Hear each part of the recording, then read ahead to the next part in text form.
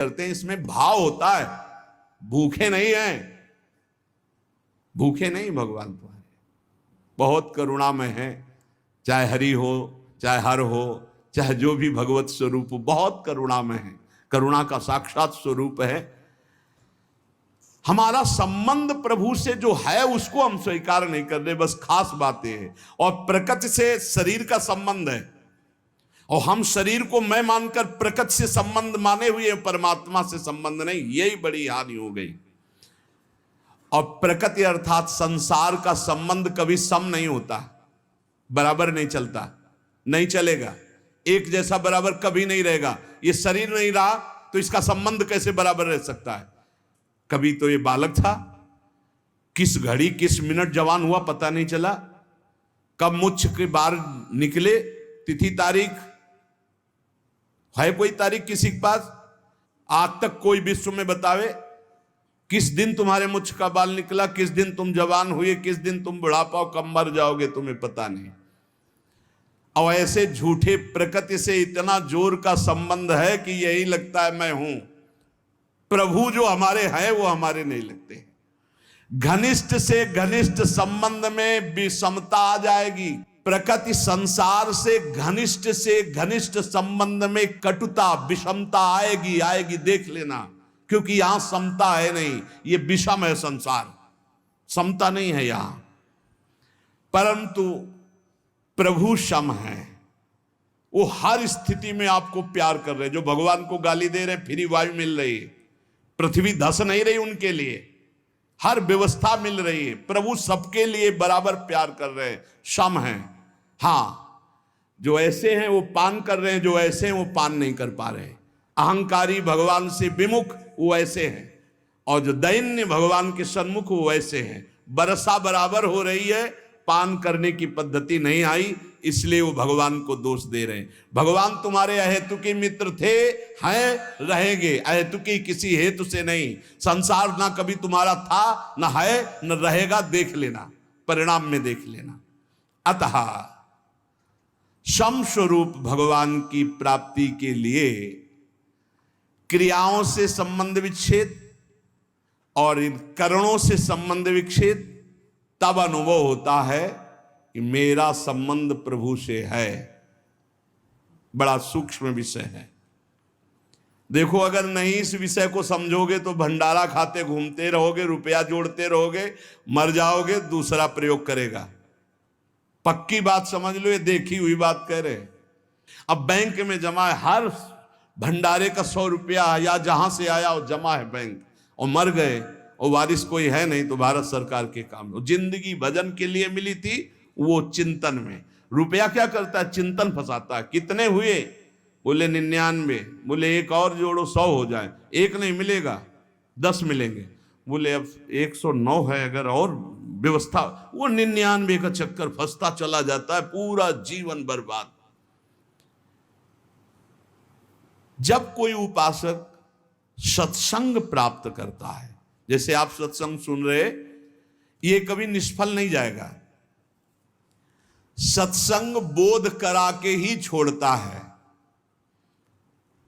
जैसे नींद से आंख खुलती है तो नींद में हम बेसुध होते हैं, लेकिन जब आंख खुलती तो हमें चेतना हो जाती है, मेरा क्या कर्तव्य, मुझे क्या करना चाहिए, तत्काल हम एक्टिव हो जाते हैं। ऐसे ही संसार में मोह निद्रा में हम सोए हुए हैं। जब सत्संग मिलता है तो मानो ज्ञान की आंख खुलती है। अरे मेरा कर्तव्य क्या है, मैं तो संसार में रचा पुचा था, आज सत्संग से सुना कि मेरे जीवन का सार है कि हर दोष का त्याग करके भगवान का भजन करते हुए, ठीक से आचरण करते हुए भगवत प्राप्ति करना। ये सत्संग फर्क डाल देता है जीवन में। चाहे जैसा नीच आचरण वाला हो, अगर वो सत्संग रोज सुनने लगे तो फर्क पड़ जाएगा। पर यह ध्यान देना, सत्संग शास्त्र सम्मत को ही कहते हैं। आजकल मनमानी जैसा आया वैसा नहीं। तस्मात् शास्त्रम प्रमाणम ते कार्या कार्यो व्यवस्थितौ। कार्य और अकार्य की व्यवस्था शास्त्र प्रमाणित होनी चाहिए, मनमानी नहीं होनी चाहिए। मनमानी को सत्संग नहीं कहते। सत्संग कहते हैं सत शास्त्रों से युक्त, सत महापुरुषों के वाक्यों से मिलान खाए आपके वाक्य, उसे सत्संग कहते हैं। उस सत्संग से निश्चित फर्क पड़ जाएगा, चाहे जितना कोई नीच प्रवृत्ति वाला हो, रोज सत्संग सुने, एक दिन वो परम पवित्र हो जाएगा। विचार करें, जिनके साथ हमने ममता जोड़ी है वो हमारे पहले क्या थे? जैसे माता पिता, भाई बंधु मित्र या शरीर, ये पहले थे क्या? जैसे किसी का 20 वर्ष का शरीर, किसी का 50 वर्ष का, तो आप इसके पहले ना शरीर था आपका ये, और ना शरीर संबंधी थे आपके, पक्का नहीं जानते हैं आप, ना वो आपको जानते हैं।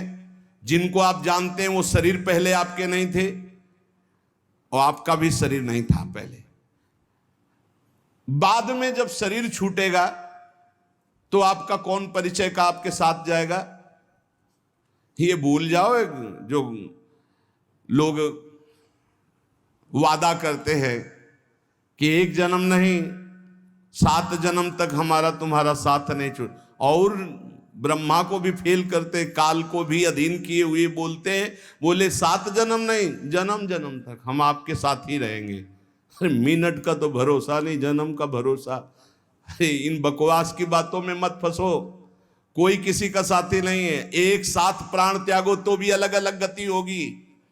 ऐसा नहीं कि एक साथ मरे तो विमान आएगा एक साथ बैठाल के कि बहुत समर्पित चित्त हैं, इनके लिए कमरा अलग दे दो, हर व्यवस्था इनकी कर दो। ऐसा नहीं है भाई।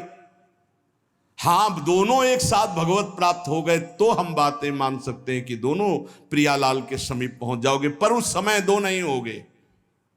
उस समय मैं और तू नहीं होगा, केवल प्रभु ही प्रभु। उस समय ये नहीं होगा कि हमारा फ्रेंड है, ये सब इसी लोक की स्मृति है, ये स्मृति नहीं रहती। तो जो पहले हमारे नहीं थे, बाद में हमारे नहीं रहेंगे, तो ये बीच में हमारे कितने दिन हैं? ये विचार सत्संग से आता है। पता नहीं बिना कि सुने बाल्यावस्था में इसी विचार ने हमको बाबा जी बनाया। ये सब मरेंगे, पता नहीं कैसी अशांति पैदा थी वो, कि पूर्व जन्म का कोई होगा भजन या कोई ऐसा कृपा प्रसाद, स्कूल से आके जो ही बस्ता टांगते, माता जी सबसे पहले माता जी दिन भर इंतजार करते, वो माँ का स्वरूप होता है। हाँ, जो ही नजदीक सो लगता कि मरेगी, जब माँ मरेगी तब कैसे रह पाएंगे, ये पिता पधारेगा, ये परिवार कौन है मेरा। और जो बात करती नहीं तो ऊपर बस एकांत में चले जाते हो, बस वहाँ संत जन आते थे तो कीर्तन करवाते थे, श्री राम जय जय राम, श्री राम जय, एकांत में बैठ श्री राम जय जय राम, श्री राम जय राम। बार बार प्रश्न होता, मेरा कौन है, मेरा कौन है। बस अंदर आने लगा, भाग संसार से भाग, ऐसा आने लगा कि बेचैनी। तो कह रहे सत्संग में यही विचार, अगर सत्संग में आपका विचार नहीं बदला तो सत्संग क्या? सत्संग किया, ममता नहीं छूटी, कामना नहीं छूटी, आपके गंदे आचरण नहीं छूटे, तो संत संग ही नहीं है। बकवास, व्यर्थ की वार्ता। यदि आपका परिवर्तन नहीं हो रहा तो सत्संग कैसा? सत्संग से ममता छूटना, कामना छूटना, गंदी बातें छूटना। किसी की ताकत नहीं और कि कामना छोड़ सके, ममता छोड़ सके, राग छोड़ सके, ये सत्संग छुड़ाता है। कहीं भी कभी भी किसी को भी अगर ऐसा लाभ मिला है तो किसी न किसी महात्मा की कृपा रही है। देखो, बचपन में खिलौनों में इतना राग था, अगर एक भी खिलौना हमारा टूट जाए या ना दिया जाए तो कैसा? आज जैसे आपको हंसी आएगी उन्हीं बातों पर, ऐसे ही अज्ञान के खिलौने ये सब हैं। जितने संबंध आप मान रहे हो, जब आपको ज्ञान होगा तो हंसी आएगी इन्हीं बातों पे, कैसा समय व्यर्थ कर रहा था। पर ये ज्ञान वैराग्य से होता है, और ये वैराग्य विवेक से होता है, और ये विवेक सत्संग से होता है। बिन सत्संग विवेक न होई, और होए विवेक मोह भ्रम भागा तब सब विषय विलास विरागा, जहां विषयों से वैराग्य, तो शुद्ध ज्ञान प्रकाशित हो जाता है। इसलिए सत्संग चाहे 10 ही मिनट का हो, रोज सुनना चाहिए। सत्संग से जरूर परिवर्तन होता है। पहले सत्संग से हलचल पैदा होगी, क्योंकि जो हृदय में गंदी बातें हैं उनके ऊपर आक्रमण होगा सत्संग के द्वारा। ये हलचल अगर सत्संग करते रहे तो शांत हो जाएगी, अगर नहीं किया तो फिर फंसा देगी माया में। क्योंकि ऐसे हम देख रहे हैं, जैसे आपने निश्चय किया आज के बाद शराब नहीं पीऊंगा, मांस नहीं खाऊंगा, गंदे आचरण नहीं करूंगा, अब बड़ी हलचल पैदा हुई, वो आपको ऐसी जगह ले जाएगा जहां कम से कम दर्शन ही हो जाए। चूक मत करना। जो हलचल पैदा हुई, मंथन पैदा हुआ, उसमें पहले विष आता है। यतज्ञे विस्मि परिणामे अमृतोपमम, यही विष है आसक्ति। नष्ट कर दो इस आसक्ति को, फिर आप देखना आनंद में डूब जाओगे। ये ज्यादा देर हलचल नहीं रहेगी, बस चलते रहो आगे। अगर लौट पड़े पीछे तो हलचल ही हलचल है, अशांति ही अशांति है। क्या आज तक कोई ऐसा है कि जिसको सत्संग मिला और फर्क ना पड़ा हो? कोई ऐसा नहीं हो सकता। उसके जीवन में कुछ ना कुछ सुधार परिवर्तन जरूर है जो सत्संगी है। जरूर जरूर फर्क पड़ेगा, जरूर पड़ेगा।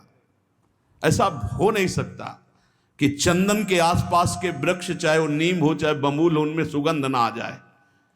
ऐसे ही संत संग से जीवन में भागवतिकता ना आ जाए, ऐसा हो नहीं सकता। या वो संत नहीं है और या आप बहुत बड़े अपराध कर रहे हो वर्तमान में, इसलिए कोई फर्क नहीं पड़ रहा। नहीं तो सत्संग का निश्चित फर्क पड़ता है। ये जो फर्क पड़ता है, इसमें यह नहीं देखा जाता कि सत्संग सुनने से हमारा धन बढ़ा है, सत्संग सुनने से हमारा व्यापार बढ़ा, फर्क पड़ा है। इसी तरीके की वीडियो को देखने के लिए मेरे चैनल को लाइक एंड सब्सक्राइब करें। राधे राधे।